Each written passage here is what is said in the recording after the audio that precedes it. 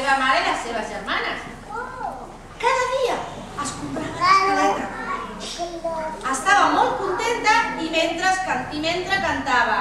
Jo soc la rateta que es compra l'escaleta, soc la rateta que es compra l'escaleta. Un matí va veure al terra una cosa rodona que brillava molt. Va agafar-la i va cridar. Una moneda! M'he trobat una moneda! Per què crides? Si ha passat alguna cosa. No ha passat res. La rateta va mentir perquè no volia compartir amb ningú allò que s'havia trobat. És a dir, que la rateta no tenia un cor elegant. Però nosaltres anem al mercat. Veus amb nosaltres? No vull anar amb vosaltres. Em quedo aquí a escoltar. No vull anar amb vosaltres perquè no sóc tan maques com jo. Doncs nosaltres tenim millor cor. La seva germana tenia raó. La rateta era molt presumida. Volia quedar-se sola per anar a comprar-se alguna cosa i posar-se més maca. Així que va anar fins a la botiga amb la moneda a la mà.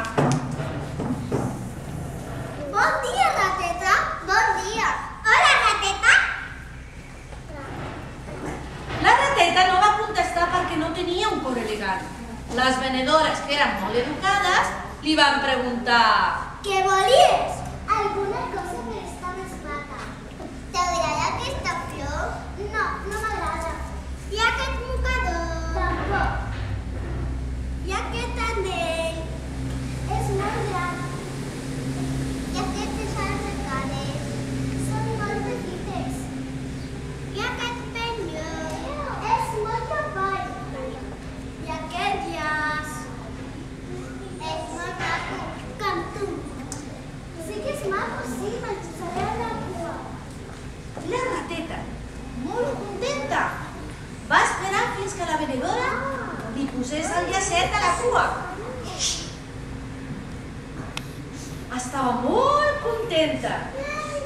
Es mirava el llacet, es pentinava una mica, s'arreglava el pentinat i la venedora li va posar el llacet d'allò més bé. Va sortir de la botiga i va anar a casa seva per seguir escombrant. Van passar per davant seu l'ovella i la bossa i li van dir: Quin llaç més... Uau! Bé, rateta, que bonica que estàs! Sí, ja ho sé. Marxeu, que vull estar sola en el meu llacet. L'ànec i el conill van escoltar la rateta i li van dir: l'ànec s'ha d'apartar una mica perquè vegin la cara, ha de mirar al públic perquè se li vegi bé a l'ànec. L'ànec Ryan, mira'm a mi, ànec. Posa't mirant cap al públic, tot el cos, que et vegin ben maco. I l'ànec li va dir: Sí, és para les amigues. Has de tenir més educació. L'ànec i el conill la van mirar i la rateta li va dir: Marxeu, que vull estar... Que em tapeu el llaç. Els dos van marxar molt enfadats. I en aquell moment va venir el brau, que al veure la rateta li va dir: Rateta, estàs molt maca. Sí, ja ho sé. Vols casar-te amb mi? I què faràs per la nit? Estimar-te molt. No, que a les banyes em punxaràs. El brau va marxar molt trist i va arribar al port, que al veure la rateta li va dir: Que maca que està, rateta. Sí, ja ho sé. Vols casar-te amb mi? I per la nit què faràs? No t'aparot. No que em molestaràs. El port va seguir el mateix camí que el brau i va arribar al bosc, que va exclamar: Uau! Ets una preciositat. Uau! Sempre ho he estat. Vols casar-te amb mi? I què faràs per la nit? Aniràs a jugar. No que em despertaràs. El gos, molt trist, va seguir el mateix camí que els altres pretendents, casa la rateta. Més tard va aparèixer un ruc que molt content li va dir a la rateta: Rateta, ets molt feliç, vols casar-te amb mi i què faràs per mi? Estimar-te i fer-te però. No, quin fàstic! I el ruc, molt trist, va marxar. La bufeta i les guineus que van veure tot li van dir a la rateta: Tots tan equiparats. Així no es tenia un cor elegant. Jo el que vull és casar-me perquè serveix tenir un cor elegant. A l'escoltar aquesta pregunta, dos cérvols que passaven per allà. Ven, no està mai sola. Podem parlar. Però està bé, tu mateix i amb els altres. Fora vosaltres també.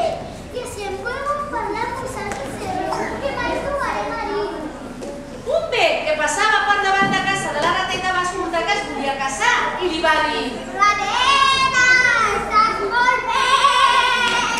Sí, ja ho sé, vols casar-te amb mi. I què faràs per la nit? Abrigar-te i estimar-te. No, que amb tanta lluna m'asfixiaràs. En aquell moment va arribar un elefant que es va quedar meravellat de la rateta i li va preguntar: Ja et dic que casaríem. I què faràs per la nit? Llarga tota la nit. No, aguantant la teva mirada tota la nit. el vell elefant va marxar molt tristos. I un gall que passava per allà va provar fortuna en la rateta i li va dir: Que floja que està. Sí, ja ho sé. No sé, tens tantes flores i què faràs per la nit? No despertaràs. El gall va marxar molt trist. La rateta va descobrir que un gat la mirava i va dissimular. Jo soc la rateta que es compra l'escaleta. Soc la rateta que es compra l'escaleta. El gat li va dir: Rateta, estàs maquíssima, miau.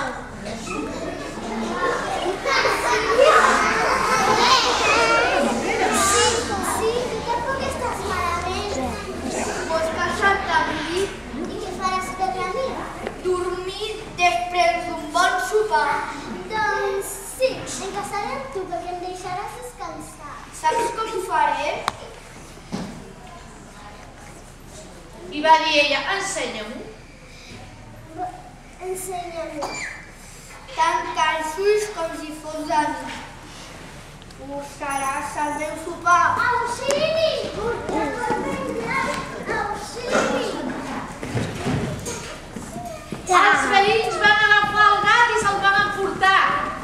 I en aquell moment van aparèixer la mare i les germanes de la rateta que li van dir: Tant has volgut escollir que has estat a punt de morir. Això t'ha passat per egoista, per creguda i per deixar-te només en l'aspecte exterior de les persones. Per no tenir un cor elegant. Teniu raó. D'ara endavant em fixaré més en el cor de la gent i no seré tan creguda. Mai és tard per tenir un cor elegant.